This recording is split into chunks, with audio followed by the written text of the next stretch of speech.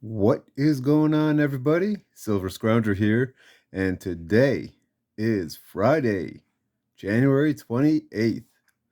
It's the end of the week, just about the end of the month, but more importantly, today is the day for another Constitutional Silver Series episode.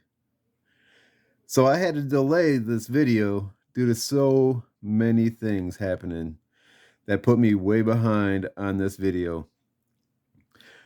One, doing all the editing and the massive amount of content that I had to go through from the Houston Money Show from last weekend, that set me back, which you can actually watch that one in my latest Silver Sunday videos, part 1 and 2, and I'll leave a link to those down below in the description.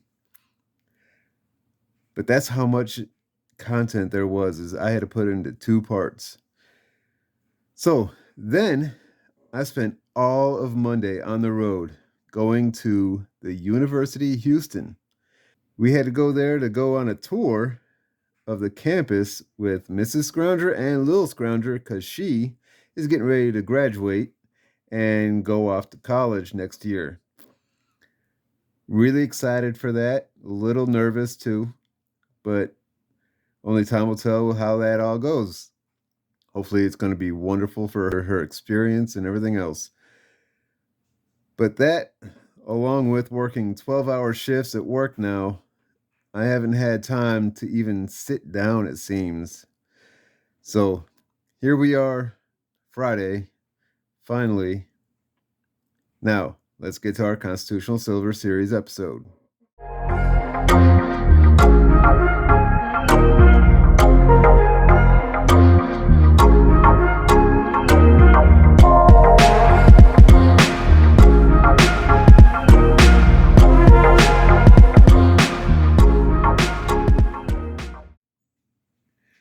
All right. So today is part 2 of the silver dollar. In part 1, we covered the flowing hair, draped bust, and the Gobrecht dollars, which you can find along with all the other previous episodes in my Constitutional Silver series list, which I will leave a link down below in the description as well. But today, we're going to take a look at the seated Liberty and trade dollars. But before we get into that, this video and the Constitutional Silver series is sponsored by Royal Coins and Jewelry. If you're looking for some specific coins for a collection or trying to stack some silver or gold for the lowest cost, you really need to go check out Royal Coins and Jewelry. Their silver and gold prices are drastically lower than online dealers and even beat out competing shops. You can stop by the shop if you're in the Houston area or check out their website at royalcoins.com.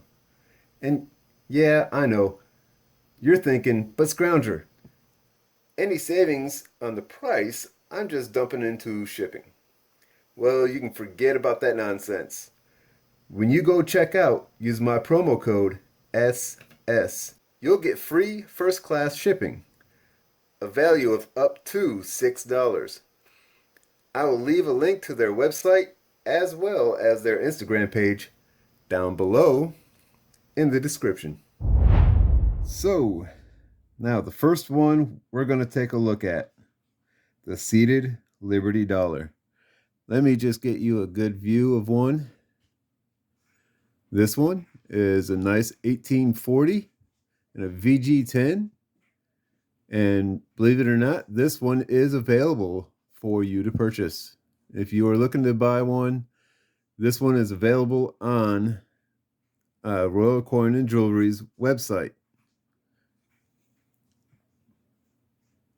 There it is, and that is the actual listing price for it. So if you're looking to get yourself a seated Liberty dollar, by all means, you can check them out and get yourself this exact one here. The silver dollar itself there was none minted between 1803 and 1835. This is also when the Seated Liberty dime came in.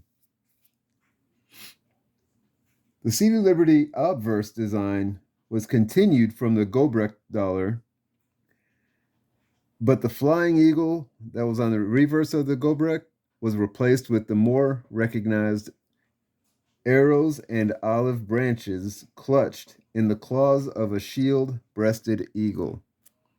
Let me just show you what I'm talking about here. I'm going to zoom in here and see if we can't get a better view. All right. So, a little too far, I think. You can see you got the arrows and olive branch grasped by the eagle claws with the shield on his breast, instead of having a flying eagle on there from the Gobrecht dollar. I kind of like that design a lot better anyway, but that's just me. So, this design continued until 1873.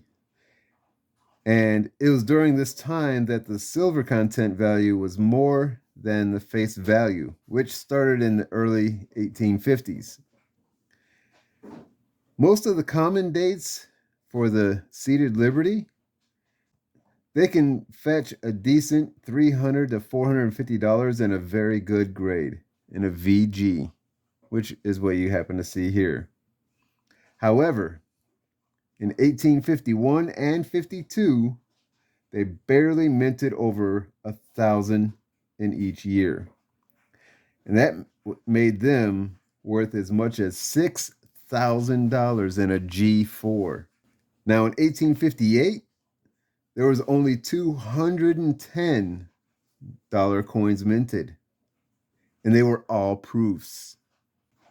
If you happen to find one in a VG condition, it could fetch $5,000 to $6,000. Now, if you think that was a low mintage, in 1866, they changed the reverse to include "In God We Trust." But there were only two, known to get minted without that new change. So there's only two 1866 Seated Liberty dollars that did not have "In God We Trust" in them. One of them sold at auction back in 2005 for just over $1.2 million. In 1870, we see the first CC and S mint marks. And with those mint marks come high price tags. The 1870S, however, is likely a unicorn. No idea what the mintage is, but even in a VG condition, it can be worth upwards to $200,000. Now, the last year for the Seated Liberty has it going out with a huge bang. The 1873 CC can get you near $10,000 for a VG. So definitely some nice coins and prices with those. Now it's on to the trade dollar. And the trade dollar, it was issued for circulation in Asia to compete with other countries' dollar-sized coins. They were also legal tender here in the US. And just as the other dollar coins minted in the US, the trade dollar was made with 90% silver.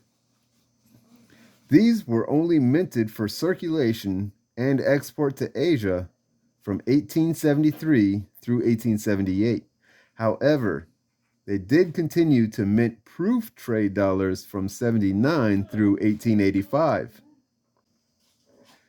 Now, most of the business struck intended for circulation trade dollars can be found for anywhere between $150 to $400 in a VG condition.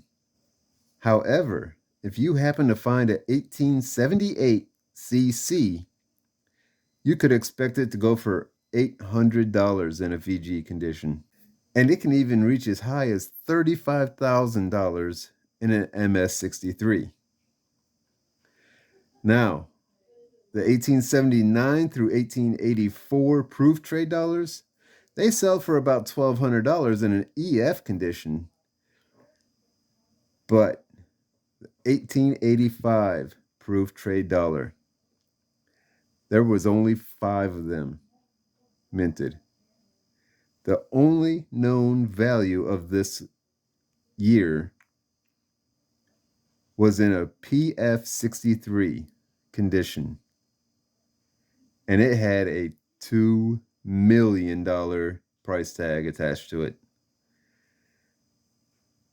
So that is just amazing. And that is one heck of a high note to close out this episode. Now, next week, we're going to be talking all about Morgans and peace dollars. That one should be pretty darn interesting, with those two designs being the most sought after, most collected, and most popular designs of all the constitutional silver coins. But until then, this is Silver Scrounger saying thanks for watching and keep on stacking. I want to thank everyone for watching my video. It is greatly appreciated. If you enjoyed it, found it informative or entertaining, please hit that thumbs up button by liking the video.